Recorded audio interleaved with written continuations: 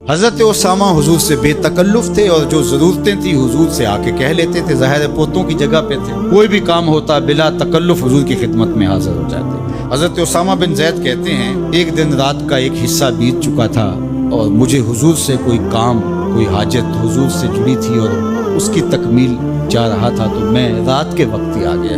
ظاہر ہے کہیں جانا ہو تو بندہ سوچتا ہے، لیکن جہاں اتنی بے تکلفی ہو وہاں کہتا ہے چلو میں چلا جاتا ہوں، تو وہ حضور کی خدمت میں حاضر ہو گیا۔ تو آقا کریم تشریف لے آئے۔ اللہ اکبر۔ حضور علیہ السلام نے ایسے ہی چادر لپیٹی تھی اور حضور کے اطراف میں ابھار تھے، لیکن مجھے نہیں پتا تھا کہ اندر کیا ہے، تو میں نے حضور سے حاجت کہی، حضور نے میری حاجت پوری کر۔ فلما فرغت من حاجتی، جب میں اپنی حاجت سے فارغ ہو گیا، جو میرا کام تھا وہ ہو گیا، تو پھر میں نے یہ سوال کر ہی لیا۔ قلت ما ھذا الذی انت مشتمل علیہ، میں نے کہا حضور یہ کیا ہے جس کے اوپر آپ نے چادر ڈال کر ڈھانپا ہوا ہے؟ فکشف، تو حضور نے کچھ بتانے کی بجائے چادر ہی کھول دی۔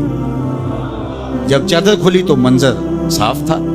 میں نے کیا دیکھا سنو، حضرت اسامہ بن زید بن حارثہ بیان کرتے ہیں فائز الحسن والحسین علی ورقہ، ایک پہلو سے امام حسن چمٹے تھے اور ایک جانب امام حسین چمٹے ہوئے، دونوں نے حضور کے پہلوؤں سے جفی لگائی ہوئی تھی، حضور علیہ السلام کے کشہین سے، حضور کے پہلوؤں سے لپٹے ہوئے تھے۔ اللہ اکبر، ظالموں تم نے تیر حضور کے پہلوؤں پہ مارا ہے، حضور کے پہلوؤں سے یہ شہزادے لپٹے ہوئے ہیں۔ اور پھر آقا کریم نے کیا کہا؟ فقال ھذان ابنایا، فرمایا یہ دونوں میرے بیٹے ہیں، و ابناؤ ابنتی، اور میری بیٹی کے بیٹے ہیں۔ اللہم انی احبہما، اے اللہ میں ان سے پیار کرتا ہوں، فاحبہما، تو ان سے پیار کر، فاحب من یحبہما، اور جو ان دونوں سے پیار کرے مالک اس سے بھی پیار کرے۔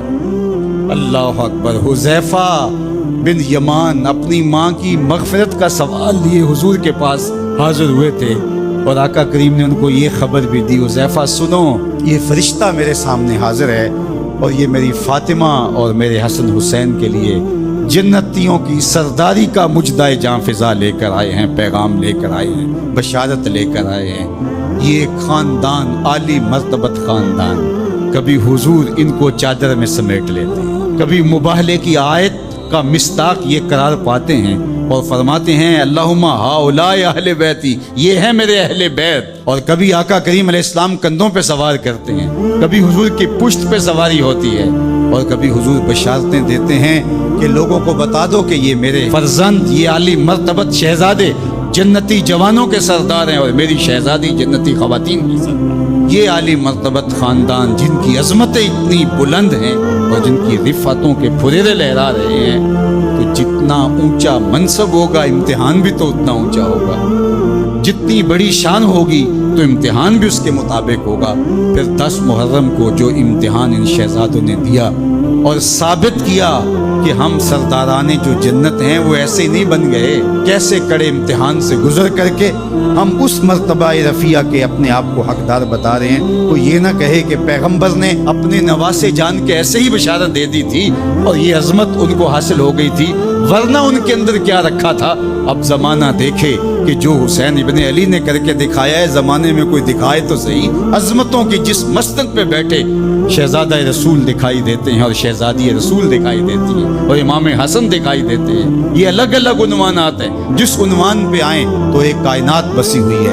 اللہ جل شانہ ان شہزادوں کی برکت سے ہمیں دین کا حقیقی شعور عطا کر دے۔